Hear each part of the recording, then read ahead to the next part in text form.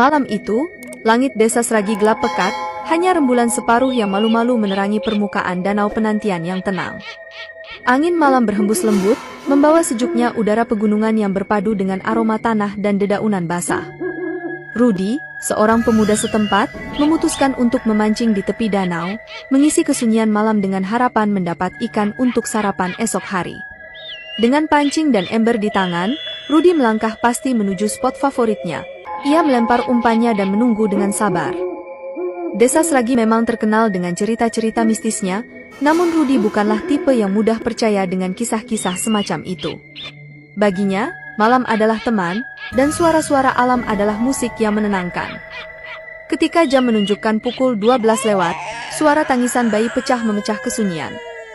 Rudy mengernyitkan dahi, mencoba mencari sumber suara. Ia berpikir mungkin ada bayi yang terjatuh atau tersesat.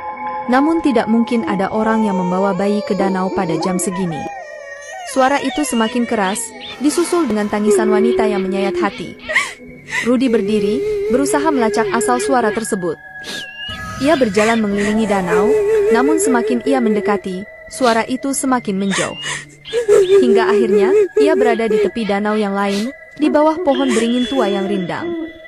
Di sana, ia melihat sesosok wanita berbaju putih lusuh, duduk bersimpuh sambil menggendong bayi yang terus menangis. Rudy merasa ngeri, bulu kuduknya berdiri. Ia ingat cerita dari neneknya tentang wanita penantian yang menghuni danau, menunggu suaminya yang tak kunjung kembali dari berlayar. Wanita itu, menurut cerita masyarakat, telah kehilangan akalnya dan terus menangis sambil menggendong bayi yang telah lama meninggal. "Siapa kamu? Apa yang terjadi?" tanya Rudy dengan suara yang bergetar. Wanita itu mengangkat wajahnya, dan Rudy terkejut melihat mata yang kosong, tanpa cahaya. Wanita itu tidak menjawab, hanya tangisannya yang semakin menjadi, seolah-olah memenuhi seluruh danau dengan kesedihan yang tak terperi. Rudy mundur selangkah, ingin lari, namun kakinya seolah tertanam di tanah. Danau penantian, yang biasanya tenang, kini bergelombang kecil, seakan-akan airnya turut berduka. Rudy merasakan dingin yang menusuk tulang, dan tiba-tiba, suara tangisan itu hilang, digantikan dengan tawa yang menyeramkan. Rudy merasa dingin yang menusuk tulang semakin menjadi. Tawa wanita itu bergema, mengisi keheningan malam dengan suara yang menyeramkan. Tiba-tiba, wanita itu berdiri, bergerak mendekat ke arahnya dengan langkah yang tidak wajar, seakan-akan melayang di atas air. Rudy, yang terpaku di tempat, hanya bisa menatap dengan mata terbelalak. Wanita itu semakin dekat, dan Rudy dapat melihat wajahnya yang pucat pasi, mata yang hitam pekat tanpa ada putihnya, dan mulut yang terbuka lebar tanpa suara. Bayi yang digendongnya kini terlihat jelas, tubuhnya biru kehitaman, matanya terpejam, seolah-olah sudah lama tidak bernyawa. Dengan sisa keberanian yang ada, Rudy mengumpulkan tenaga untuk melarikan diri. Ia berlari sekuat tenaga, meninggalkan danau dan wanita misterius itu.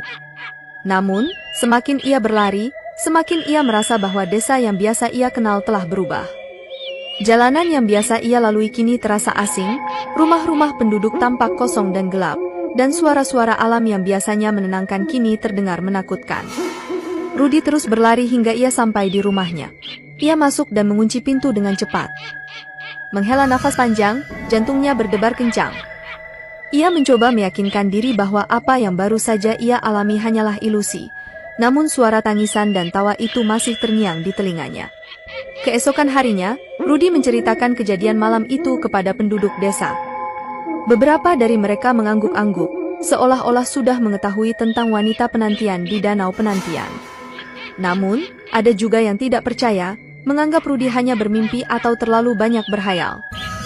Namun, ketika malam tiba lagi, suara tangisan dan tawa itu kembali terdengar, kali ini tidak hanya oleh Rudy, tetapi oleh seluruh penduduk desa Sragi. Ketakutan mulai menyelimuti desa, dan beberapa penduduk mulai berbicara tentang ritual untuk menenangkan roh wanita penantian tersebut.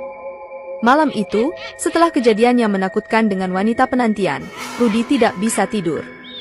Suara tangisan dan tawa yang menyeramkan itu terus terngiang di kepalanya. Ia memutuskan untuk mencari tahu lebih banyak tentang cerita wanita penantian tersebut. Rudy mengunjungi Mbah Jamil, seorang sesepuh desa yang diketahui banyak mengetahui tentang cerita-cerita mistis desa Sragi. Mbah Jamil mendengarkan cerita Rudi dengan serius, matanya yang sudah buram menatap ke arah danau dari jendela rumahnya yang terbuat dari kayu. Rudi merasa ngeri mendengar cerita itu. Mbah Jamil menghela napas panjang. Rudi memutuskan untuk membantu Mbah Jamil melakukan ritual tersebut. Mereka mempersiapkan sesaji, dupa, dan bunga-bunga untuk diletakkan di tepi danau. Malam ritual tiba, dan seluruh desa berkumpul di tepi danau penantian. Mbah Jamil memimpin ritual dengan doa dan mantera. Rudi dan pemuda lainnya mengikuti dengan hikmat. Sesaji diletakkan di batu besar tempat Rudi biasa memancing, dan dupa dinyalakan, asapnya mengepul ke udara malam yang dingin. Tiba-tiba, angin kencang berhembus, dan danau yang biasanya tenang mulai bergelombang. Suara tangisan dan tawa itu kembali terdengar, kali ini lebih keras dan menyeramkan. Namun, Mbah Jamil terus melantunkan doa dan mantera dengan suara yang lantang. Setelah beberapa saat, angin reda, dan danau kembali tenang. Suara tangisan dan tawa itu pun hilang. Semua orang di tepi danau merasakan kedamaian yang belum pernah mereka rasakan sebelumnya. Mbah Jamil tersenyum lelah, roh Siti sudah tenang, katanya. Sejak malam itu, tidak ada lagi suara tangisan atau tawa yang terdengar di danau penantian. Rudi dan penduduk desa Sragi kembali menjalani kehidupan mereka dengan damai. Danau penantian kembali menjadi tempat yang tenang, dan cerita wanita penantian hanya menjadi cerita rakyat lama yang sesekali diceritakan kembali.